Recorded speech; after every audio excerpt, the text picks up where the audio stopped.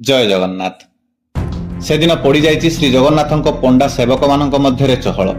ସମସ୍ତଙ୍କ ମୁହଁରେ ସେଇ ଗୋଟିଏ କଥା, ଦୁଧ ସେର ଯେଉଁଠି 4 ପଇସା 6 ପଇସା, ଘିଅ ସେର 12 ଆଉ ଟଙ୍କାଟେ, ସେଇଠି ଲକ୍ଷେ ଟଙ୍କାର କି ପ୍ରକାରର ଭୋଗ କରାଯିବ ମହାପ୍ରଭୁଙ୍କ ପାଖରେ। 100 ନୁହେଁ କି 10 ନୁହେଁ, ଏକଦମ ଲକ୍ଷେ। ସମସ୍ତେ ଚିନ୍ତିତ ଓ ବ୍ୟସ୍ତ।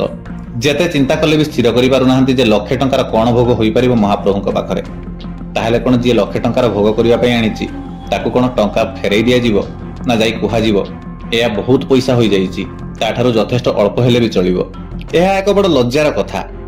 ଯେଉଁ ଠାକୁର ଜଗତର ନାଥ, ଯାହାର ଭୁଜ ବଳିଆର ଭୁଜ, ଚକାଚକା ଆଖି ବଡ଼ ଆଖି, ବଡ଼ ପେଟ, ବଡ଼ ଦେଉଳ, ବଡ଼ ଦାଣ୍ଡ, ତା ପାଖରେ ସେଭଳି କିଛି ଦାମିକା ଭୋଗ ନାହିଁ ଯହିଁରେ ଲକ୍ଷେ ଟଙ୍କା ଖର୍ଚ୍ଚ ହୋଇପାରିବ। ବାସ୍ତବିକ ବଡ଼ ପରିତାପର ବିଷୟ। ଚିନ୍ତା କରାଗଲା ଯେ ସମସ୍ତଙ୍କ ଠାରୁ ଦାମିକା ଲହୁଣୀ ନିଆଯିବ। ଲହୁଣୀରୁ ତ ଘିଅ ହୋଇଥାଏ, ଖାଲି ଘିଅରେ କି ଭୋଗ ହୋଇପାରିବ? ଲହୁଣୀ ମିଶ୍ରି ଦେଇ କଲେ 3 ଠାକୁରଙ୍କ ପାଇଁ ଖୁବ୍ ହେଲେ 10,000 ଭିତରେ ହୋଇଯିବ। ଇଏ ତ ଲକ୍ଷେ ଟଙ୍କା। 2-3 ଦିନ ହେଲାଣି ହାଇଦ୍ରାବାଦରୁ ସେଟ୍ ଆସିଛନ୍ତି। ଜଗନ୍ନାଥଙ୍କ ଠାରେ ତାଙ୍କର ଅସୀମ ଭକ୍ତି। ସେ ଚାହାନ୍ତି ଜଗନ୍ନାଥଙ୍କୁ ଗୋଟିଏ ଭୋଗ ଦେବେ, ସେଇ ଭୋଗରେ ଲକ୍ଷେ ଟଙ୍କା ଖର୍ଚ୍ଚ ହେବ। ସାଧାରଣତଃ ଥିଲାବାଲା ଯାତ୍ରୀମାନେ ତାଙ୍କ ନାମରେ ଜଗନ୍ନାଥଙ୍କ ପାଖରେ ଭୋଗ କରିବାକୁ ପଣ୍ଡାମାନେ ଅଳି କରିଥାନ୍ତି। ଯାତ୍ରୀ ନିଜର ଶକ୍ତି ମୁତାବକ କେତେ ଦିନ ଲାଗି ମାଖନ ମିଶ୍ରି ଭୋଗ କିଛି ଟଙ୍କାର ଦେଇଥାନ୍ତି। ପ୍ରଥମେ 1-2 ଦିନ ଯାତ୍ରୀ ଶ୍ରୀକ୍ଷେତ୍ରରେ ଥିବା ପର୍ଯ୍ୟନ୍ତ ଭୋଗ କରିଥାନ୍ତି ପଣ୍ଡାମାନେ, ଆଉ ତାପରେ ଜଗନ୍ନାଥଙ୍କ ନାମରେ ପାଣି ଛଡ଼େଇ ପଣ୍ଡାଙ୍କର ପିଲାପିଲି ବଞ୍ଚନ୍ତି। ସର୍ବବ୍ୟାପୀ କାଳିଆ, ତା ପଣ୍ଡା ସେବକଙ୍କର ଭାରତ ତା ଉପରେ, କିନ୍ତୁ ଏଠି ସେଟ୍ ତାହା ଚାହାନ୍ତି ନାହିଁ। ସେ କୁହନ୍ତି ଗୋଟିଏ ଦିନ ଦିଅଙ୍କ ପାଖରେ ଭୋଗ କରିବେ, ତାହା ଲକ୍ଷେ ଟଙ୍କାର ହେବ।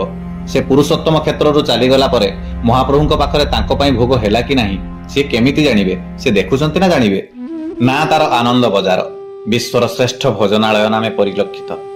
ଲକ୍ଷ ଲକ୍ଷ ଲୋକ ପେଟ ଭରି ପ୍ରସାଦ ସେବନ କରନ୍ତି ସେଠାରେ। ସବୁଯାକ ମହାପ୍ରସାଦ, ଅନ୍ନଠାରୁ ଖଜା, ମିଠାଇ, ଅମାଲୁ, ସରପୁଳି ସବୁଯାକ। ଏକମାତ୍ର ପୁରୁଷୋତ୍ତମ କ୍ଷେତ୍ର ଛଡ଼ା ପୃଥିବୀରେ କୌଣସି ଦେବତା ମନ୍ଦିରରେ ତଥା ଧର୍ମାନୁଷ୍ଠାନରେ ପ୍ରସାଦକୁ ମହାପ୍ରସାଦ କୁହାଯାଏ ନାହିଁ। ମହାପ୍ରସାଦ ସେବନରେ ଜାତି ଅଜାତି ବାରଣ ନାହିଁ। ଚଣ୍ଡାଳରୁ ବ୍ରାହ୍ମଣ ଛଡ଼ାଇ ଖାଆନ୍ତି ସେଠି। ଜାତିର ପ୍ରଶ୍ନ ଏଠି କିଛି ନାହିଁ। କେବଳ ସ୍ୱଧର୍ମୀ ଏବଂ ବିଧର୍ମୀ ବ୍ୟତୀତ ଜାତି ଅଜାତି ବାରଣ ନାହିଁ ଆନନ୍ଦ ବଜାରରେ। ଏଭଳି ମହାକ୍ଷେତ୍ରରେ ଲକ୍ଷେ ଟଙ୍କାର ଭୋଗ କରି ସେଠଜୀ ଚାହାନ୍ତି ସମସ୍ତଙ୍କ ସହିତ ତାହା ସେବନ କରିବାକୁ। ମାତ୍ର ଏତେ ଦାମିକା ଭୋଗ କ'ଣ ଅଛି ଯାହା ଲକ୍ଷେ ଟଙ୍କା ଦ୍ୱାରା ପ୍ରସ୍ତୁତ ହେବ? ସୁଆର ନିଯୋଗ ସମସ୍ତେ ଭାବି ଭାବି ଥକିଗଲେଣି। କାହାରି ମୁଣ୍ଡରେ ପଶୁନାହିଁ ଲକ୍ଷେ ଟଙ୍କାରେ କି ଭୋଗ ହୋଇପାରିବ ମହାପ୍ରଭୁ ଜଗନ୍ନାଥଙ୍କ ପାଖରେ। ଶେଷରେ ସ୍ଥିର ହେଲା ଯେ କାଳିଆକୁ ଜଣାଇ ଦିଆଯାଉ ତା ପାଖରେ କ'ଣ ହେଇପାରିବ ଲକ୍ଷେ ଟଙ୍କା ଯାହାଥିରେ ଖର୍ଚ୍ଚ ହେବ। ସେ ଠିକ୍ କରୁ ଲକ୍ଷେ ଟଙ୍କାରେ ତା ପାଇଁ କି ଭୋଗ ହେବ। ସେ ତ ଆମରି ଭଳିଆ ରକ୍ତ ମାଂସ ଶରୀର ଥାରି ବସିନାହିଁ ସେଠି ଯେ ଏମିତି ତା ପାଖରେ କହିଦେଲେ ହୋଇଯିବ। ତାକୁ ଜଣାଇ ତାଠାରୁ ଉତ୍ତର ଶୁଣିବା ପାଇଁ ତା ପାଖରେ ଧାରଣା ଦେବା ଦରକାର। ସେଠଜୀ ଠାରୁ ସେ କି ପ୍ରକାରର ଭୋଗ ଖାଇବ ତା ଛଡ଼ା ଆଉ କିଏ ବା କହିପାରିବ? ତା ପରଦିନ ଧାରଣା ଦେଲେ ପଣ୍ଡା ଜଗନ୍ନାଥଙ୍କ ପାଖରେ। ଭକ୍ତିପୁର ହୃଦୟରେ ନିଜକୁ ଅତି ନିଃସହାୟ ମନେକରି ପଣ୍ଡାଙ୍କର ମନ ପ୍ରାଣ ଜଗନ୍ନାଥଙ୍କ ପାଖରେ ନିଉଚ୍ଛାଳି ହୋଇଗଲା। ସେଠଜୀର ଲକ୍ଷେ ଟଙ୍କାରେ କି ପ୍ରକାର ଭୋଗ ହେବ ତାହା ତୁମ ଛଡ଼ା କେହି ସ୍ଥିର କରିପାରିବେନି ମହାପ୍ରଭୁ। କୁହନ୍ତୁ ଆପଣ ସେଠଜୀ ଠାରୁ ଲକ୍ଷେ ଟଙ୍କାରେ କି ଭୋଗ ଖାଇବେ? ଏଣେ ସେଠଜୀ ଜଗତ ସେଠ ବ୍ୟକ୍ତି। ବେଶୀ ଦିନ ସେ ପୁରୁଷୋତ୍ତମରେ ରହିପାରିବେନି ବୋଲି କହିସାରିଛନ୍ତି। ସେ ତାଙ୍କର ବ୍ୟବସାୟ ବାଣିଜ୍ୟ ଦେଖିବାକୁ ତାଙ୍କ ପରି ଆଉ ସେଠି କେହି ନାହାନ୍ତି। ଜଗନ୍ନାଥଙ୍କ ପାଖରେ ଭୋଗ କରିସାରିଲେ ସେ ଚାଲିଯିବେ। ସକାଳୁ ପଣ୍ଡା ଆସି ଟଙ୍କା ନେଇଯିବାର କଥା। ସୂର୍ଯ୍ୟ ଆସି ମୁଣ୍ଡ ଉପରକୁ ହେଲାଣି, ହେଲେ ଖୋଦ୍ ପଣ୍ଡାଙ୍କର ଦର୍ଶନ ନାହିଁ କି ଟଙ୍କା ନେବାର କୌଣସି ସୂଚନା ବି ନାହିଁ। ସେଠଜୀଙ୍କର ବ୍ୟସ୍ତତା ଦେଖି ଗୁମାସ୍ତା ଜଣାଇ ଦେଲେ ମହାପ୍ରଭୁ ସେଠଜୀଙ୍କ ଠାରୁ କି ପ୍ରକାର ଭୋଗ ଆଶା କରନ୍ତି ତାହା ଜାଣିବାକୁ ପଣ୍ଡା ମହାପ୍ରଭୁଙ୍କ ପାଖରେ ଜଣାଣ କରୁଛନ୍ତି, ଅଧିଆ ପଡ଼ିଛନ୍ତି। ପଣ୍ଡା ମହାପ୍ରଭୁଙ୍କ ପାଖରେ ଏଇଥିପାଇଁ ଧାରଣା ଦେଇଛନ୍ତି ଯେ ସେଠଜୀଙ୍କ ଠାରୁ ସେ କି ପ୍ରକାର ପ୍ରସାଦ ଚାହୁଁଛନ୍ତି ସେ କାଳେ ନିଜେ କହିବେ। ଏହା କମ୍ ଗୌରବର କଥା ନୁହଁ। ଜଗତ ସେଠ ଏକଥା ଶୁଣି ଖୁସି ହୋଇଗଲେ। ସେଠଜୀଙ୍କ ଠାରୁ ସେ କି ପ୍ରକାର ଚାହୁଁଛନ୍ତି ଭୋଗ ମହାପ୍ରଭୁ ନିଜେ କାଳେ କହିବେ। ହଉ, ଏଇଥିପାଇଁ ଯଦି ଅଳିଏ ଦିନେ ତାଙ୍କର ଡେରି ହେଇଗଲା ସେପରି କିଛି ଲୋକସାନ ହୋଇଯିବ ନାହିଁ ଭାବିଲେ ମନେ ମନେ ସେଠ। ଭାରତର ପ୍ରଧାନ 4 କ୍ଷେତ୍ର ମଧ୍ୟରୁ ପୁରୁଷୋତ୍ତମ କ୍ଷେତ୍ର ମୁଖ୍ୟ। ଏଠି ନିଜେ ଭଗବାନ ଚତୁର୍ଦ୍ଧାମୂର୍ତ୍ତି ହୋଇ ବସି ରହିଛନ୍ତି। ନିଜ ମୁହଁରେ ସେ କହିବେ ସେଠଜୀଙ୍କର ଲକ୍ଷେ ଟଙ୍କାରେ କିଭଳି ପ୍ରସାଦ ହେବ। କୋଟି ଓଡ଼ିଆଙ୍କର ମଉଡ଼ମଣି, କୋଟି ବିଶ୍ୱର ମହାପ୍ରଭୁ ଯେ ତା ପାଖରେ ଲକ୍ଷେ ଟଙ୍କାର ମୂଲ୍ୟ କେତେ? ତଥାପି ତାଙ୍କ ସେବକଙ୍କ ପାଖରେ ଇଏ ତ ବହୁତ ବେଶୀ। ଶେଷରେ ବିଶ୍ୱର ମହାପ୍ରଭୁଙ୍କର ଦରବାରରେ ତାଙ୍କ ଗୁହାରି ଶୁଣାଣି ହେଲା। ପଣ୍ଡା ନିଜ ଆଖିରେ ମହାପ୍ରଭୁଙ୍କୁ ଦେଖିଲେ, ତାଙ୍କ ଶ୍ରୀମୁଖରୁ ବାଣୀ ଶୁଣିଲେ। ମହାପ୍ରଭୁ ନିଜେ କହିଲେ ସେଠଜୀଙ୍କୁ କୁହ ମୋର ବଡ଼ ଇଚ୍ଛା ତାଙ୍କ ଠାରୁ ଖଣ୍ଡେ ପାନ ଖାଇବାକୁ। ସବୁଦିନେ ବିଡ଼ିଆ ପାନ ଖାଇ ଖାଇ ପାଟି ମୋର ଆଉ ଭଲ ଲାଗୁନାହିଁ। ସେଠଜୀଙ୍କ ଠାରୁ ଯେଉଁ ପାନ ମୁଁ ଖାଇବି ସେ ପାନରେ ଚୂନ ଲାଗିବ। ସେ ଚୂନ ହେବ ନାହିଁ ସମୁଦ୍ରର ଗେଣ୍ଡା, ଶାମୁକା କିମ୍ବା ଶଙ୍ଖର ଚୂନ। ସେ ହେବ ଗଜମୋତିର ଚୂନ। ଶୁଦ୍ଧ ଗଜମୋତି ପୋଡ଼ା ହୋଇ ଚୂନ ହେବ। ଭାଇ ଭଉଣୀ 3 ଜଣ ଆମେ ସେଇ ଚୂନ ଲଗା ପାନ ଖାଇବୁ। ସେଇ ପାନ ଖଣ୍ଡେ ଖଣ୍ଡେ ଖାଇଲା ପରେ ତାଠାରୁ କି ଭୋଗ ଖାଇବୁ ଆମେ କହିବୁ।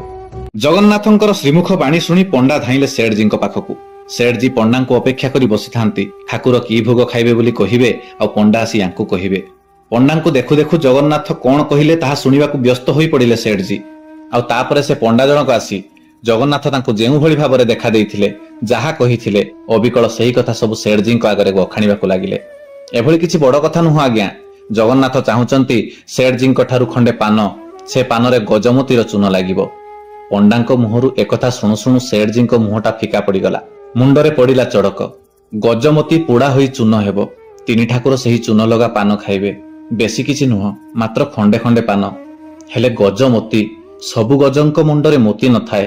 କଥାରେ ଅଛି ଯେ ହାତୀ ମଲେ ଲକ୍ଷେ, ବଞ୍ଚିଲେ ବି ଲକ୍ଷେ। ଗଜମୋତି ପାଇଁ କେତେ ହାତୀଙ୍କୁ ସେ ମାରିବେ, ପୁଣି କେତେ ମୋତି ପୋଡ଼ା ହେଲେ ଚୂନ ହେବ। ସେଠଜୀଙ୍କର ମୁଣ୍ଡ ବୁଲେଇଲା। ମନେ ମନେ ଏକଥା ଭାବି ନିଜକୁ ଛୋଟ ମଣୁଥାନ୍ତି ସେଠଜୀ। ସେ ଜଗନ୍ନାଥଙ୍କୁ ଖଣ୍ଡେ ପାନ ଦେବାର ଶକ୍ତି ତାଙ୍କର ନାହିଁ। ସେ ବା କି ଭୋଗ ଦେଇପାରିବେ ତାଙ୍କୁ। ମୁଣ୍ଡରୁ ପଗଡ଼ି ଖୋଲି ଖାଲି ପାଦରେ ଲକ୍ଷେ ଟଙ୍କାର ଥାଳି ହାତରେ ଧରି ସେଠଜୀ ଚାଲିଲେ ଜଗନ୍ନାଥଙ୍କ ପାଖକୁ। ତାଙ୍କର ପଛେ ପଛେ ପଣ୍ଡା ଆଉ ଗୁମାସ୍ତାମାନେ। ବାଟରେ ସେଠଜୀଙ୍କୁ ଅନ୍ୟାନ୍ୟ ପଣ୍ଡା, ସେବକ ତଥା ବାଟୋଇ ଦେଖି ଆବାକାବା। କୋଟିପତି ହାଇଦ୍ରାବାଦର ସେଠ ଆସିଛନ୍ତି ଶ୍ରୀକ୍ଷେତ୍ର ଧାମ, ପୁଣି ଜଗନ୍ନାଥଙ୍କ ପାଖକୁ ଲକ୍ଷେ ଟଙ୍କା ଧରି ଚାଲିଛନ୍ତି ଖାଲି ପାଦରେ, ବିବଶ ମୁଖରେ। ମନ୍ଦିର ଭିତରେ ଭିତର କାଠ ପାଖରୁ ଜଗନ୍ନାଥଙ୍କ ପାଖରେ ପହଞ୍ଚୁ ପହଞ୍ଚୁ ସେଠଜୀ ଭୋ ଭୋ ହୋଇ କାନ୍ଦି ଉଠିଲେ। କାନ୍ଦି କାନ୍ଦି କହୁଛନ୍ତି, ମହାପ୍ରଭୁ, ଅପରାଧ କରିଛି, କ୍ଷମା କର। ପାନ ଦେବାର ଖଣ୍ଡେ ଶକ୍ତି ମୋର ନାହିଁ। ମୁଁ କି ଭୋଗ ଦେଇପାରିବି ଆପଣଙ୍କୁ? ଟଙ୍କା ମୁଣାଟା ଥୋଇ ସେଠଜୀ ଲମ୍ ହୋଇ ପଡ଼ିଗଲେ ଜଗନ୍ନାଥଙ୍କ ଆଗରେ। ଅପରାଧ ହୋଇଛି ମହାପ୍ରଭୁ, କ୍ଷମା କର, କ୍ଷମା କର, କ୍ଷମା କର। ମୋ ଭଳି ଅକିଞ୍ଚନ ତୁମ ପାଖରେ କିଏ ବା ଭୋଗ ଦେଇପାରିବ? ଆପଣଙ୍କ ଶକ୍ତିକୁ ମୁଁ ଜାଣିପାରିଲିନି ମହାପ୍ରଭୁ। ଏ ଗର୍ବ, ଏ ଅହଙ୍କାର ମୋର ଚୁନା ହେଲା ମହାପ୍ରଭୁ। ହେ ଗର୍ଭଗଞ୍ଜନ ମହାପ୍ରଭୁ, ମୋତେ କ୍ଷମା କର। ମାତ୍ର ଦାସଟିଏ ମୁଁ, କଣ ବା ଦେଇପାରିବି ଆପଣଙ୍କୁ? ଏମିତି କହି କାନ୍ଦି ଚାଲିଥାନ୍ତି ସେଠଜୀ। ସତରେ ଅଲୌକିକ ଅନୁଭୂତି ଇଏ। କଥା ଶୁଣିଲା ବେଳକୁ ଆଖିରୁ ଲୁହ ଆସି ଯାଉଛି। ଯିଏ ଜଗତର ନାୟକ, ଯିଏ ବ୍ରହ୍ମାଣ୍ଡର ନାୟକ, ଯିଏ ବ୍ରହ୍ମାଣ୍ଡର ସବୁଠୁ ବଡ଼ କୋଟିପତି, ତାକୁ ବା କିଏ କୋଟିପତି ଦେଇପାରିବ ଭୋଗ? ସତରେ ଆଜ୍ଞା, ସୁନ୍ଦର ଅନୁଭୂତିଟିଏ। ଆଜି ପାଇଁ ଏତିକି ରହିଲି। ପୁଣି ଥରେ ଦେଖା ହେବ ଆଉ ଏକ ନୂଆ ଭକ୍ତର ନୂଆ ଅନୁଭୂତି କଥା ସହ। ସେ ଯାଏ ମୋତେ ବିଦାୟ ଦିଅନ୍ତୁ। ଆପଣମାନଙ୍କର ଆଶୀର୍ବାଦ ସଦାସର୍ବଦା ମୋ ଉପରେ ଏମିତି ଥାଉ। ମହାପ୍ରଭୁ ଜଗନ୍ନାଥଙ୍କର ଜୟ ହେଉ, ଶ୍ରୀକ୍ଷେତ୍ର ମାଟିର ଜୟ ହେଉ, ଶ୍ରୀମନ୍ଦିରର ଜୟ ହେଉ। ମହାପ୍ରଭୁ ଜଗନ୍ନାଥଙ୍କ ନାମ ଗାଇ ଗାଇ ଏ ଜୀବ ଯାଉ। ଜୟ ଜଗନ୍ନାଥ, ଜୟ ଜଗନ୍ନାଥ, ଜୟ ଜଗନ୍ନାଥ।